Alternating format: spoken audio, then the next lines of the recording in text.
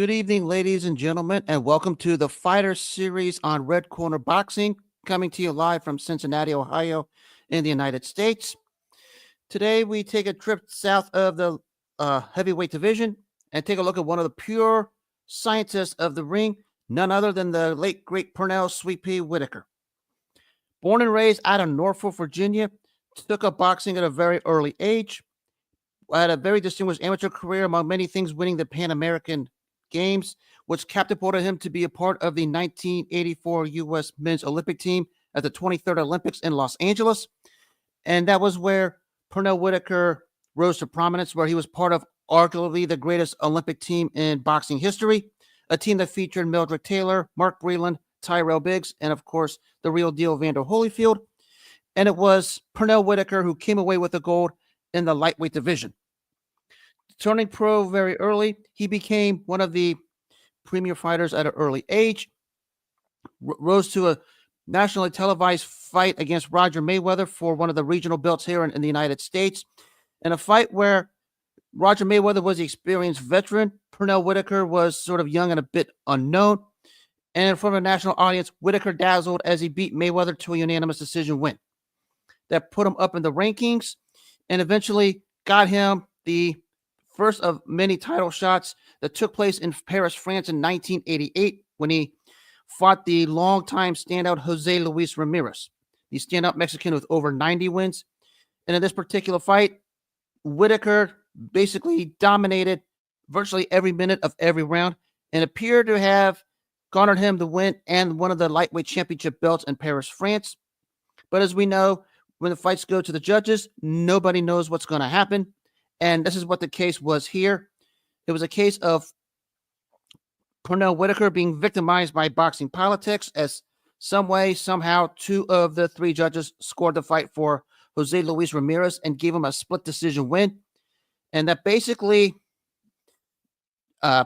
raises questions about the judging. And it got to a point where everyone called it the worst decision in boxing history. Even the commentators for ABC Sports said the same thing. If you saw the fight, you know what Pernell Whitaker's reaction was, as well as his trainers, Lou Duva and George Bitton. So after that, they quickly turned around and got another title shot against the then champion Greg Haugen in his hometown of Hampton, Virginia. And he dominated Haugen and got the unanimous decision win. The next fight, it catapulted to a showdown with Jose Luis Ramirez in a rematch of the robbery that took place the year before in Paris, this time in Norfolk, Virginia for two belts. And this time, Pernell Whitaker did the same thing. And this time, he made sure he left Norfolk, Virginia with the victory and the belt from Jose Luis Ramirez. And basically, that's where his career really started to take off. And it was in 1989 that Pernell Whitaker, due to his wins over Haugen, Ramirez, and even a fighter like Louis Lomeli, garnered him the distinction of the Ring Magazine Fighter of the Year in 1989, which was his. So now we go to 1990. The only thing left for him to do is to become the undisputed lightweight champion. And what happened was he faced these one-time Puerto Rican street fighter named Juan Nazario, who won a belt from the great Edwin Rosario just 4 months before.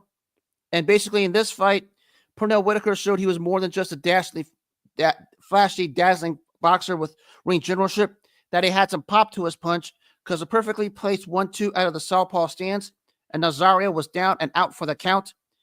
And Pernell Whitaker made history by becoming the first fighter in the three-belt era to win the undisputed lightweight championship to unify it, and put himself among the all-time greats in boxing history.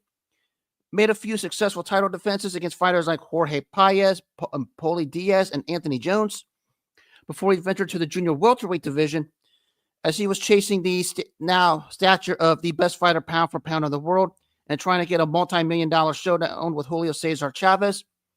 Instead, he faces Rafael Pineda for one of the championship belts.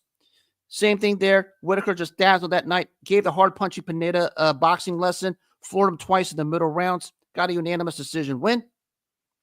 But maybe the fight that catapulted him to that stature of the best fighter pound for pound took place March 6, 1983 at Madison Square Garden, when Whitaker fought the standout James Buddy McGirt in McGirt's backyard of Brooklyn, New York at Madison Square Garden.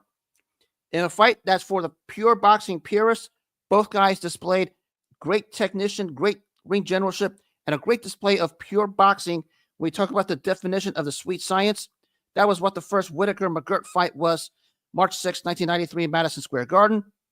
After a close and competitive first half of the fight, Whitaker's skill level showed as he basically just took over from the 7th round on and got the close but unanimous decision win to win a world title in his third weight class, joining the lights of fighters like Henry Armstrong, Barney Ross, and Roberto Duran to win lightweight and welterweight world championships. We consider the old school 8 in the weight divisions. Of course, it was after the McGirt fight, he finally got the showdown he had clamored for. It was September 10th, 1993 at the Alamo Dome in San Antonio, Texas, in front of 75,000 fans. And in that particular night, it was arguably Whitaker's finest hour, where he basically gave the great Julio Cesar Chavez a boxing lesson. But it turns out, as we know, the judges have other views than what the normal eyes would see, as 2 of the 3 judges called that fight questionably a draw and arguably one of the more egregious decisions of that time. So egregious to where the late Bert Sugar posted on a Boxing Illustrated article about the Whitaker-Chavez fight, basically saying, do not buy this magazine if you think this fight was a draw.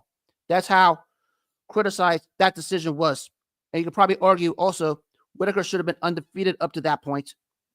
But that fight basically sealed his fate as the number 1 fighter in the sport pound for pound, because that was his goal and his destination, and he achieved it, despite the official result. And of course, he would hold on to lofty stature, make several more defenses of the welterweight title, actually ventured up to junior middleweight to fight a standout from Argentina named Julio Cesar Vasquez. After an early struggle where he was floored in the early rounds, came back to take over the fight and win the unanimous decision to capture a world title in his 4th weight class. While awaiting big paydays with guys like Julio Cesar Chavez in a potential rematch, or other fighters like Oscar De La Hoya, Terry Norris, and even upcoming Felix Trinidad, Whitaker stayed active, made several more title defenses before the 1997 showdown against Oscar De La Hoya, and it was a technical match both ways.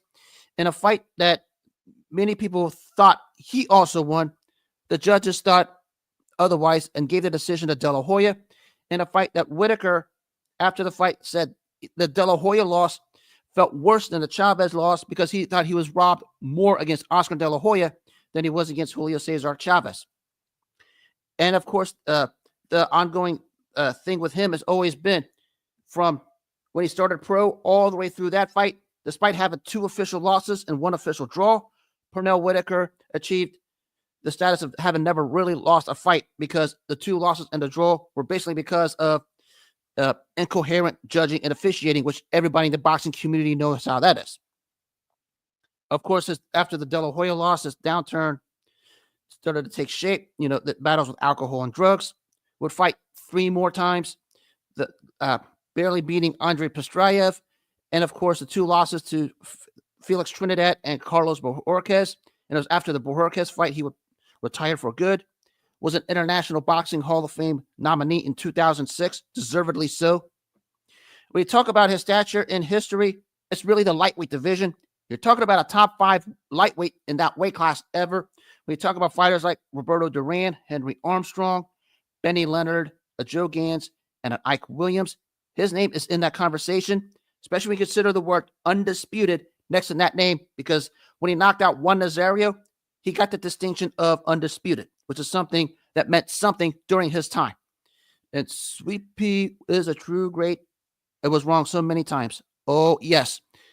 I've always said it's largely because the boxing intelligentsia didn't like his style, because he was more style over substance. And sometimes that sort of thing doesn't rub off the boxing intelligentsia the right way. Sort of like what Larry Holmes did in his day. I mean, that's what it was. Deserves more respect? Absolutely.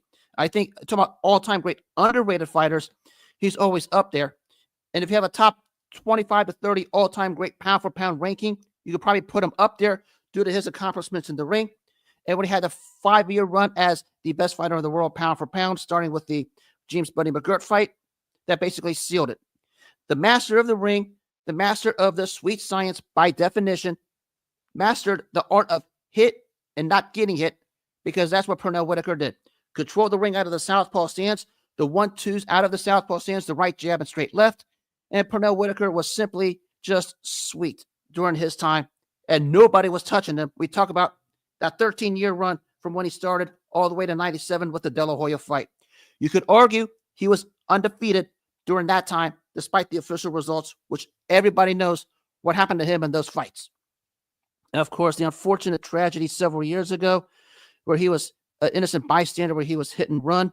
God rest his soul. He was amazing and definitely needed more from boxing. Oh, absolutely. It's just during his time, we had purists, but he probably wouldn't be appreciated today because people will call him boring and running, because Pernell Whitaker was just all about mastering the sweet science, the technicality aspect of boxing, and that's who he was. We all loved Pernell Sweet Pea Whitaker during that time when he ascended to that nature of, the stature of the best fighter pound for pound.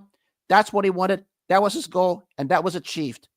Pernell Whitaker, definitely all-time great, top 5 all-time great lightweights, like a Shakur type of boxer, but with a better character. Oh, yes, he doesn't make excuses like some of these fighters today. He just went out there, he handled business, took care of it, and basically won this thing and basically owned the sport for the longest time, especially south of the heavyweight division after he beat Buddy McGirt in Madison Square Garden. He's definitely a genuine all-time great. Kudos to the great Pernell Whitaker. May God rest his soul as always. We all love him. We talk about a genuine, pure great who mastered the sweet science sweetly. That was Pernell Whitaker. And that will do it for the Fighter Series on Red Corner Boxing. Hope everyone had themselves a wonderful rest of the day. I will be back next week. Good night. Take care, and God bless.